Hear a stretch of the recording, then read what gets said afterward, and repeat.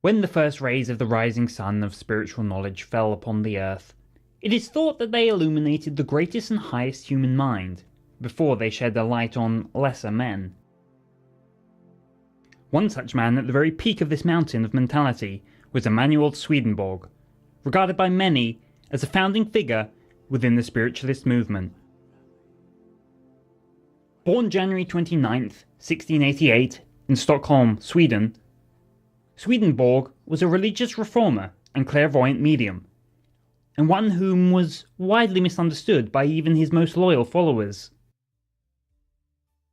An author of numerous books, both spiritual and otherwise, Swedenborg was a contradiction in some ways to our psychic generalization. For he was not weak-brained, gullible, nor a simpleton, like many take believers of spiritualism to be. For Swedenborg was primarily a great mining engineer and an authority on metallurgy. He was a military engineer who helped to turn the fortunes of one of the many campaigns of Charles XII of Sweden.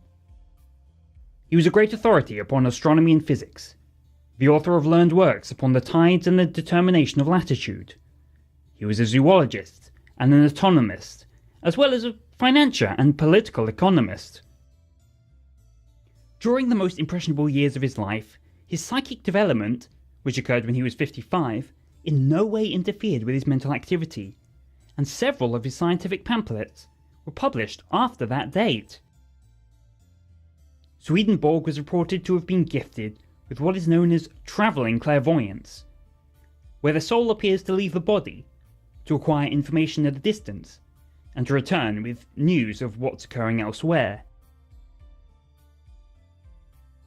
An oft-quoted example of this is in Gothenburg, in 1759, where the seer observed and reported on a fire in Stockholm, 300 miles away, with perfect accuracy.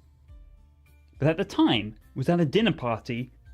It is reported that Swedenborg became agitated and told the party the fire had consumed his neighbour's home and was threatening his own. The story was investigated by no less a person than the philosopher Kant, who would declare there to be no explanation in science to explain away the vision. It would have taken 2 days by courier for news to have reached him had this taken place. Swedenborg reported on it on the exact hour it had occurred. Interestingly, despite this affirmation to his abilities, it should be noted that Kant became a scathing critic of Swedenborg and his writings. Swedenborg is a mere spook hunter without official office or occupation. Though some scholars argue still that this was a mere front, and he did respect Swedenborg, but he did not wish to be seen as a lobbyist for him or spiritualism. Clearly a rational man and a skeptic, which makes it all the more intriguing that he would attest to the Gothenburg incident. However, we're getting a little ahead of ourselves for this aforementioned incident, because this occurred much later in Swedenborg's spiritualist development.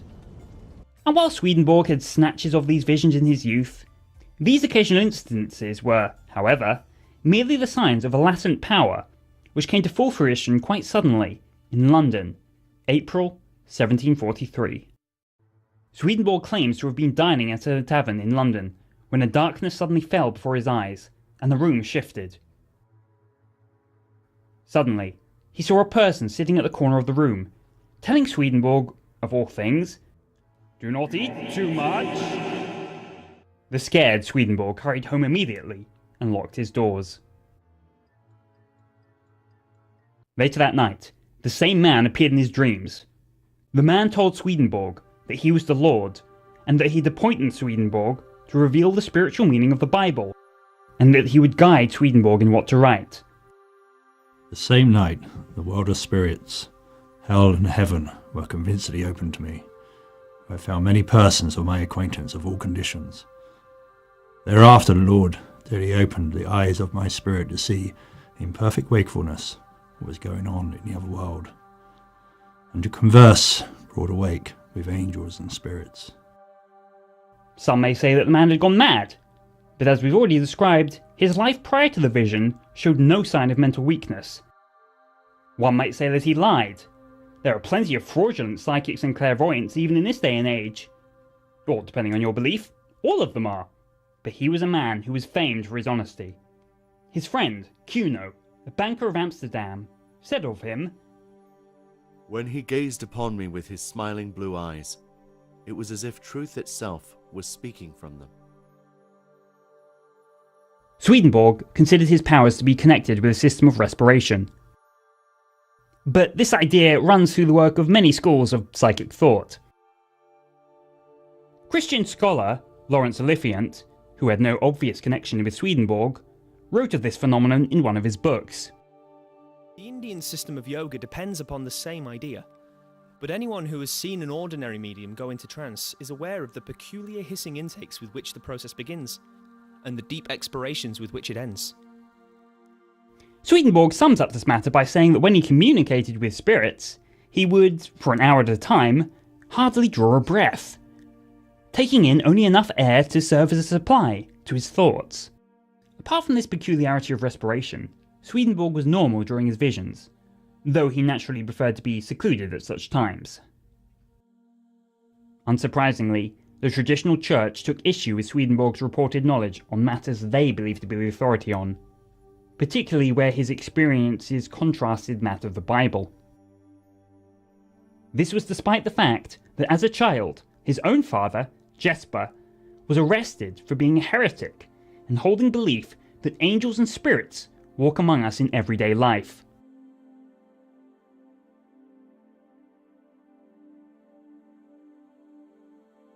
Was Swedenborg too influenced by his father's own beliefs? Perhaps. We cannot discount this factor when considering his visions, for the subconscious mind records everything. So, some may argue that incidents like Gothenburg were coincidence, albeit really freaky ones. And his visions were dreams, merely fed by childhood conversations with his father. But Swedenborg stood firm behind what he claimed to have been witness to, declaring that he was commanded by the Lord to publish his writings. I have found the other world, to which we will go to after death, consists of a number of different spheres, representing various shades of luminosity and happiness. Each of us go into that for which our spiritual condition has fitted us. We are judged in automatic fashion, like going to like by some spiritual law, and the result being determined by the total result of our life, so that absolution or a deathbed repentance can be of little avail. I have found in these spheres that the scenery and the conditions of this world were closely reproduced, and so also was a general framework of society. There are houses in which families lived, temples in which they worshipped, halls in which they assembled for social purposes, palaces in which the rulers might dwell. There are both angels and devils, though not of another order to ourselves. Death was made easy by the presence of celestial beings who helped the newcomer into his fresh existence. Such newcomers had an immediate period of complete rest. They regained consciousness in a few days of our time. We do not change in any way at death. Man lost nothing by death, but still a man in all respects, though more perfect than in body. All children were received equally, whether baptized or not. They grew up in the other world. Young women mothered them until real mother came across. There is marriage, for it takes a man and a woman to make a complete human unit. Those who leave this world old, decrepit, diseased or deformed, renewed their youth and gradually assumed their vigour. Married couples continued together if their feelings towards each other were close and sympathetic. If not, the marriage was dissolved. Another remarkable point about Swedenborg was how he was a very early believer in life on other planets, declaring in his book, Earths in the Universe, that he conversed with spirits from Jupiter, Mars, Mercury, Saturn, Venus, as well as spirits from planets beyond our solar system. What would this be to God, who is infinite, and whom 1,000 or tens of thousands of planets, and all of them full of inhabitants, would be scarcely anything? From these encounters, he concluded that the planets of our solar system are inhabited, and that such an enormous undertaking was proof that our universe had not been created for just one race on one planet, nor one heaven per planet. In the summer of 1771, Swedenborg suffered a stroke whilst in London and was partially paralysed and confined to bed. His health improved enough so that he was able to write a letter to John Wesley, the founder of Methodism, saying that he'd been told in the world of spirits that Wesley wanted to speak to him. This shocked Wesley, since he'd never told anyone of his interest in Swedenborg and his works. He wrote back saying that he would be leaving on a journey for 6 months and would contact Swedenborg upon his return. Swedenborg replied that this would be too late, as he would be going to the spiritual world for good on the 29th of March. This date was also mentioned to Swedenborg's landlord's servant girl, Elizabeth Reynolds.